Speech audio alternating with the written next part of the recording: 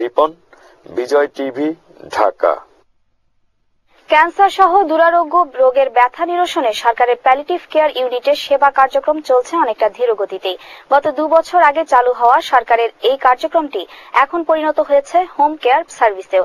ব্যথামুক্ত জীবনের প্রত্যাশায় বাংলাদেশে প্যালিটিভ কেয়ার যাত্রা শুরু করলেও চাহিদা অনুযায়ী দেশব্যাপী বাড়েনি এর কার্যক্রম।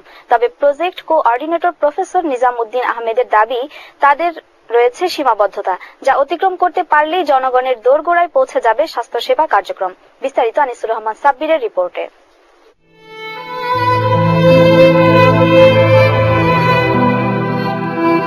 অসুখ বিসুখের ব্যথার যন্ত্রণা উপশম করতে রাজধানী সহ দেশের বিভিন্ন স্থান থেকে এসব রোগীরা আসছে বঙ্গবন্ধু শেখ মুজিব মেডিকেল বিশ্ববিদ্যালয়ের এই প্যালিটিভ কেয়ারে।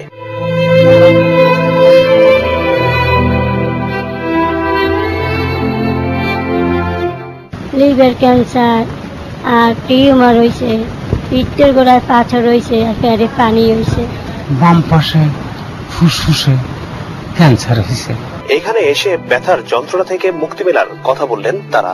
এইখানে আসার পরে আল্লাহর রহমত, আমার ব্যথা নাই। এখানে আসার পরে থেকে ইনশাআল্লাহ যে আমার ইয়েটা ছিল, কষ্টটা ইনশাআল্লাহ বাসা থেকে ব্যথাটা এখানে অনেক ভালো আছে।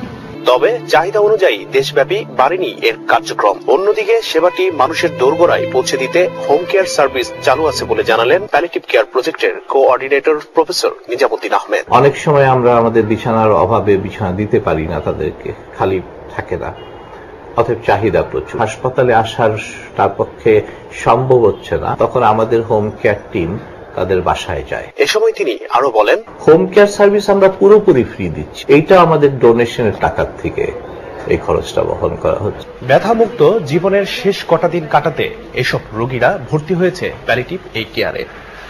তবে এই প্যালিটিভ কেয়ারের সেবা দেশের প্রতিটি প্রান্তে ছড়িয়ে যাক, এমনটাই প্রত্যাশা এসব রোগী সহ তাদের স্বজনদের।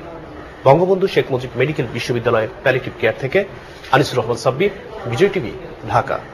দর্শক, বিজয় বার্তা